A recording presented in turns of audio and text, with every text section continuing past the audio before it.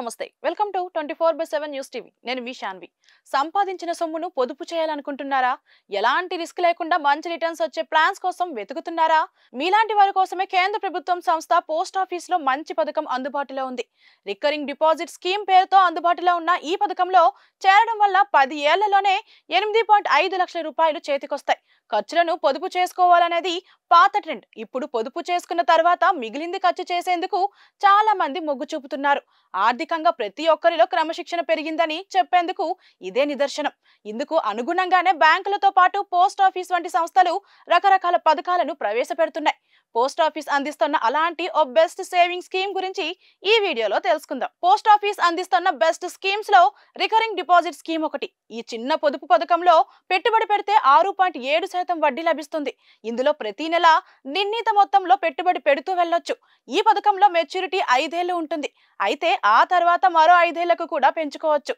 మొన్నటి వరకు వడ్డీ 6.5% ఉండగా ఇప్పుడు దీనిని 6.7%కి పెంచారు ఈ పథకంలో 100 రూపాయల నుంచి పెట్టుబడి పెడుతూ వెళ్ళొచ్చు గరిష్టంగా ఎంతైనా పెట్టుబడి పెట్టొచ్చు ఒక ఏడాది పాటు కంటిన్యూగా పెట్టుబడి పెడితే ఆ తర్వాత పెట్టుబడి పెట్టిన మొత్తంలో 50% వరకు రుణం తీసుకోవచ్చు అయితే ఇందుకు 8.5% వడ్డీ చెల్లించాల్సి ఉంటుంది ఇక ఉదాహరణకు ఈ పథకంలో నెలకు 5 రూపాయలు పెట్టుబడి పెడుతూ వెళ్లారనుకుందాం 5 ఏళ్లలో 3 లక్షల రూపాయలు డిపాజిట్ అవుతాయి దీనికి వడ్డీ రూపంలో 56,830 రూపాయలు జమ అవుతాయి దీంతో మొత్తం 3,56,830 రూపాయలు అవుతుంది అయితే మరో 5 ఏళ్లు పొడిగిస్తే 10 ఏళ్లకు అసలు 6 లక్షల రూపాయలు అవుతుంది